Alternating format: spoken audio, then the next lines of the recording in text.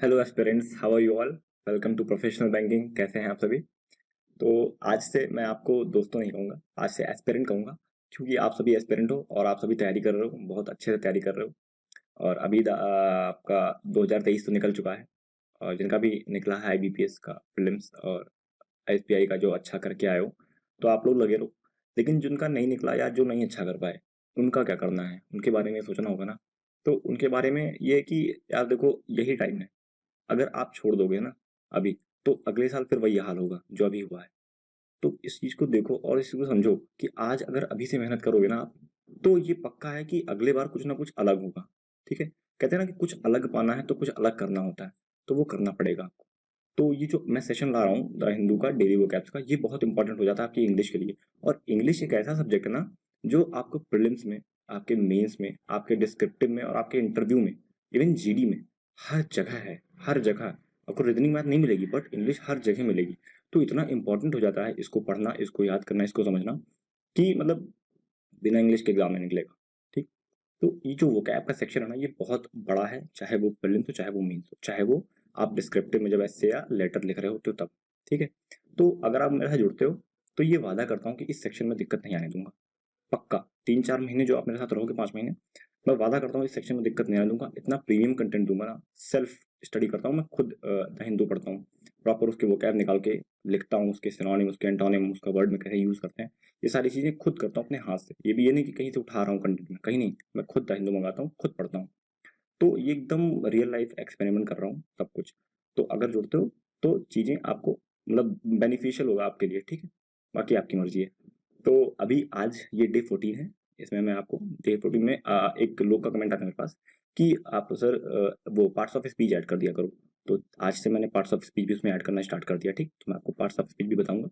तो चलिए स्टार्ट करते हैं वीडियो को, लेकिन पहले सब्सक्राइब कर लो चैनल को, और टेलीग्राम भी ज्वाइन कर लेना। ठीक है। लिंक डिस्क्रिप्शन में दे रखा है। और लाइक कर देना वीडियो अच्छा लगे तो। चलिए स्टार्ट करते हैं आज की वीडियो को। आज का जो पहला वर्ड है वो है, एक सेकंड, आज का जो पहला वर्ड है वो है इम्पीच। ये एक वर्ब होता है। ठीक है। इसका मतलब होता है to officially accuse a public official of committing a serious crime.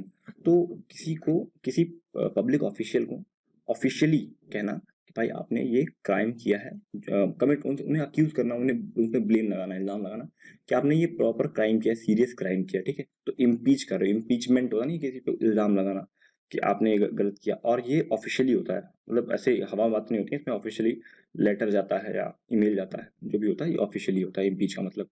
चलो सिनोनिम देखो तो ब्लेम करना और अक्यूज करना इसके सिनोनिम हो जाएंगे। एंटोनिम की बात करें तो डिफेंड करना और जस्टिफाई करना, ये इसके एंटोनिम्स में आ जाएंगे। सेंटेंस में यूज देख लें।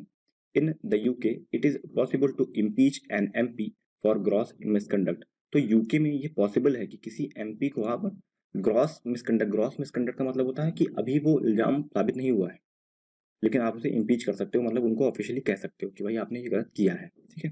जबकि भी उन पे इल्जाम लगा हुआ है, उनका जो जुर्म है वो साबित नहीं हुआ है। ये यूके में ऐसा किया जाता है, ये सेंटेंस में ऐसा कहा गया है। ठीक। चलो आगे देखते हैं। अगला जो वर्ड है दर्द। दर्द का मतलब क्या होता है। ये पहले तो ये नाउन होता है। ठीक है। ये एक नाउन की तरह यूज होता है। इसका जो मतलब होता है lack of something, not enough of something.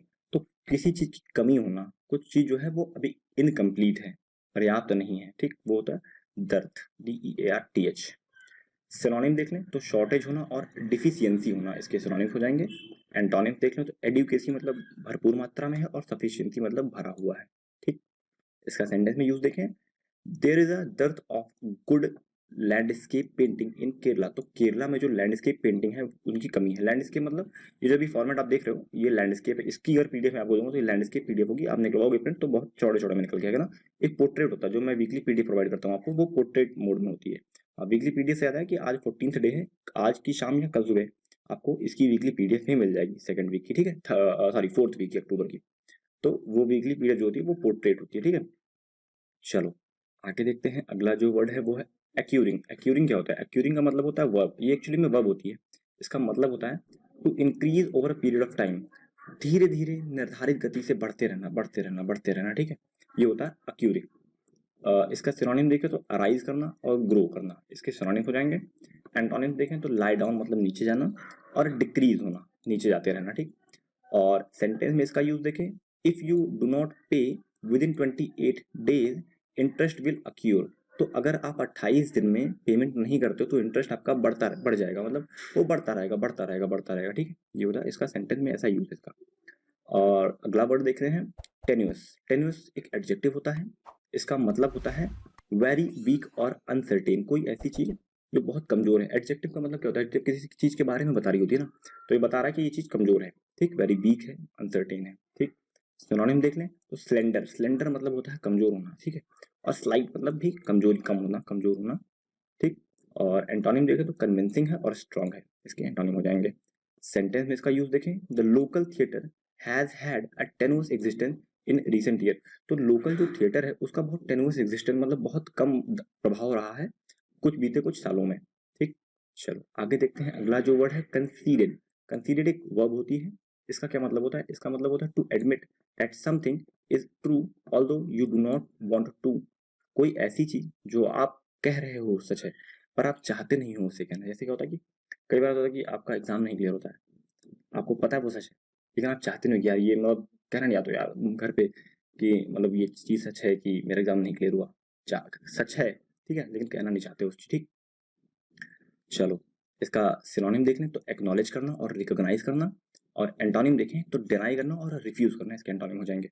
Sentence में यूज देखें, officials कंसीड that the plan is in the best. तो ऑफिशियल ये बात कह रहे हैं, मान रहे हैं कि जो प्लान वो बेस्ट नहीं है, बट वो कहना नहीं चाह रहे थे लेकिन कहना पड़ रहा उनको, चलो आगे देखते हैं, अगला जो वर्ड है वो है डबियस। डबियस एक एडजेक्टिव वर्ड होता है, ठीक है। और इसका जो मतलब होता है नॉट श्योर और सर्टेन, कोई चीज अनिश्चित है, श्योर नहीं है, कंफर्म नहीं है उस चीज के बारे में हम, ठीक है, संदिग्ध है। चलो सिनोनिम देखो इसके तो क्वेश्चनेबल है, डाउटफुल है, अनक्लियर है। और एंटोनिम देखें तो डेफिनेट है, एकदम क्लियर है, ठीक। सेंटेंस में यूज देखें, he has been associated with some dubious character. इसका मतलब है कि वो जो इंसान है वो कुछ डबियस कैरेक्टर, मतलब कुछ डाउटफुल लोगों के साथ जुड़ा हुआ है, जो लोग संदिग्ध हैं टाइप, ऐसा कह सकते हैं।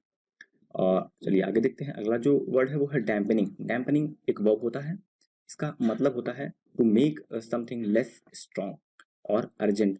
किसी चीज को कम स्ट्रॉन्ग बनाना, किसी चीज की वैल्यू को डिग्रेड करना, किसी चीज को अर्जेंट से कम बताना, आंकना, ऐसा कुछ करना, किसी की शक्ति क्षीण करना या जोश ठंडा करना, ये होता है डैम्पनिंग का मतलब, डैम्पनिंग का मतलब, ठीक है। सिनोनिम देखें तो रिड्यूस करना, मॉडरेट करना। एंटोनिम देखें तो इंक्रीज करना और बूस्ट करना, इसके एंटोनिम हो जाएंगे। सेंटेंस में इसका यूज देखें, you can not dampen someone's enthusiasm और एक्साइटमेंट। तो आप किसी के इंथुजियाज्म मतलब होता है जोश, एक्साइटमेंट में जोश होता है, इंथुजियाज्म मतलब जोश से भरा इंसान, उसको कम नहीं, मतलब कम नहीं कर सकता। आप डिमोटिवेट ना करो किसी को यार, मतलब अगर मोटिवेट नहीं कर सकते तो आप किसी को डिमोटिवेट मत करो, ठीक है। ये कहने का मतलब था यहाँ पे। चलो आगे देखते हैं, अगला जो वर्ड है वॉबली। वॉबली मतलब होता है लड़खड़ाना टाइप, ठीक है, वॉबल करना, एडजेक्टिव होता है ये। इसका मतलब होता है समथिंग अनस्टेडी, जो स्थिर नहीं है, मतलब लड़खड़ा रही है, लड़का कभी कम है कभी ज्यादा है, ऐसे टाइप है ना। तो सिनोनिम देख लें तो अनस्टेबल है, शेकी है। एंटोनिम देख लें तो स्टेबल है, कंट्रोल्ड है, ठीक। और सेंटेंस में इसका यूज देखें, I was sitting on a wobbly plastic chair. तो मैं जो जिस चेयर पे बैठा हूँ, वो जो प्लास्टिक चेयर है वो वॉबल कर रही है, लड़खड़ा रही है, मतलब हिल रही है बहुत ज्यादा, चेयर सारे कमजोर होंगे, पैर कमजोर होंगे उसके, तो वो हिल रही है। चलो आज इतने ही वर्ड थे। आज के जो हमने किए हैं डेली vocab, उसमें मैंने 2 वर्ड निकाले हैं जो इंपॉर्टेंट है एग्जाम पॉइंट ऑफ व्यू से बहुत ज़्यादा। एक है डबियस, दूसरा है एक्यूरेट। ये दोनों बहुत ही ज़्यादा इंपॉर्टेंट वर्ड हैं। अगर आप यहाँ तक आए हो तो इसके एक सिनोनिम कोशिश करना और एक एंटोनिम देखने की कोशिश करना दोनों के, और कोशिश करो कि एक सेंटेंस बनाओ। सेंटेंस बनाने से पता है आपको फायदा ये होने वाला है कि आपको वो वर्ड याद हो जाएगा, ठीक, उस वर्ड की मीनिंग याद हो जाएगी, उस वर्ड का यूज कैसे करना उस सेंटेंस में ये आपको पता चल जाएगा।